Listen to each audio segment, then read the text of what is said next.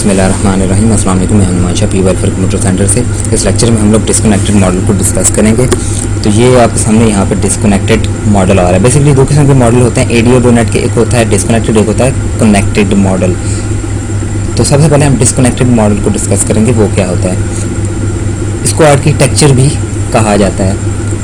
आपको थोड़ी इन्फॉर्मेशन देता हूँ कि जो आपकी VB.NET है वो बेसिकली डेटाबेस नहीं है। अगर आप चाहते हैं कि आपकी डेस्कटॉप एप्लीकेशन में डेटाबेस की एप्लीकेशन कन्वर्ट हो जाए तो आप ADO.NET की हेल्प लेते हैं। VB.NET को आप डेटाबेस के साथ कनेक्ट करेंगे और ये कनेक्टिविटी जो है वो ADO.NET की हेल्प से होगी। तो देखते हैं कि कनेक्टिविटी होती किस तरह है। तो सबसे पहले तो आप क्या करेंगे कि डेस्कटॉप एप्लीकेशन को आप अगर कन्वर्ट करना चाहते हैं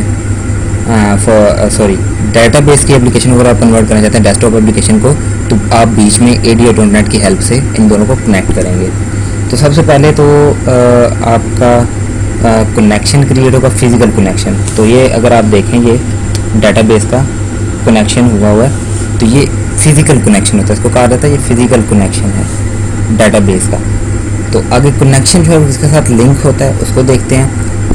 तो ये डाटा अडॉप्टर के साथ लिंक होता है। जो आपकी डेटाबेस है पहले तो फिजिकल कनेक्शन क्रिएट करती है, ठीक है। फिजिकल कनेक्शन क्रिएट करने के बाद वो लिंक होती है डाटा अडॉप्टर से। डाटा अडॉप्टर क्या होता है, इसकी डेफिनेशन डिस्कस करते हैं। Collection of command objects which acts like a bridge between connection and desktop application, या आप भी कह सकते हैं collection of command objects which acts like a interface between connection and desktop application. तो डाटा अडॉप्टर है basically collection of command objects होता है। तो उसको हम डिस्कस करेंगे कि कमांड्स कौन सी होती हैं डाटा अडॉप्टर में। नेक्स्ट हम देखते हैं कि जो डाटा अडॉप्टर है वो किसके साथ लिंक होता है, वो डाटा सेट के साथ लिंक होता है। डाटा सेट क्या होता है, डाटा सेट होता है collection of XML schema, tables, relationships. तो डाटा सेट हमने डिस्कस किया। डाटा सेट क्या था दोबारा मैं आपको बताता हूँ, collection of command objects, collection of XML schema, tables and relationship. तो ये आपका आ जाता है डाटा सेट। इसके अंदर टेबल्स होते हैं, रिलेशनशिप्स वगैरह होते हैं, XML स्कीमा वगैरह होता है, और ये आगे से कनेक्ट होता है डेस्कटॉप एप्लीकेशन के साथ। नेक्स्ट अगर हम देखें तो बीच में डाटा व्यूअर आता है डाटा सेट और डेस्कटॉप एप्लीकेशन में। अगर आप अपने डाटा को व्यू करना चाहते हैं तो बीच में आप डाटा व्यूअर की हेल्प लेते हैं डाटा को व्यू करने के लिए।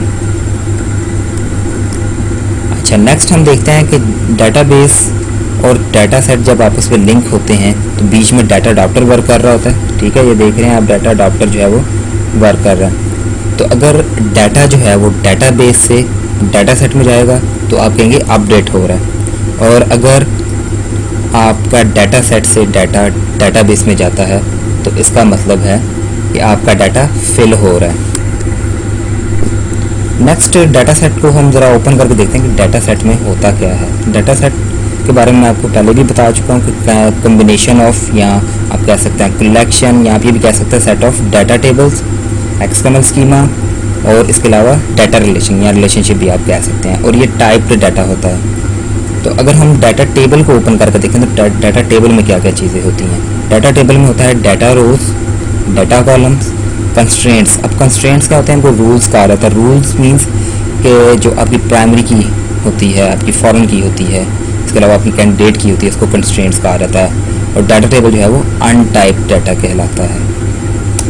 तो अब बात करते हैं डाटा अडॉप्टर की। डाटा अडॉप्टर में क्या क्या चीज़ें होती हैं। डाटा अडॉप्टर में कलेक्शन ऑफ कमांड ऑब्जेक्ट्स होती हैं। मीन्स कि इनके अंदर आपकी सेलेक्ट की क्यूरी होती है, अपडेट, इंसर्ट, यानी कि जितनी भी क्यूरीज होती हैं वो डाटा अडॉप्टर में आती हैं, जो कि आपके डाटा को मैनिपुलेट करने के लिए यूज़ की जाती हैं। तो ये था आज का लेक्चर जिसमें हम लोगों ने डिस्कनेक्टेड मॉडल को डिस्कस किया है कि डिस्कनेक्टेड मॉडल जो है वो होता क्या है और किस तरह वर्क करता है। तो कनेक्टेड मॉडल क्या होता है, डाटा सेट की जगह अगर आप डाटा डाल दें तो वो कनेक्टेड मॉडल बन जाता है।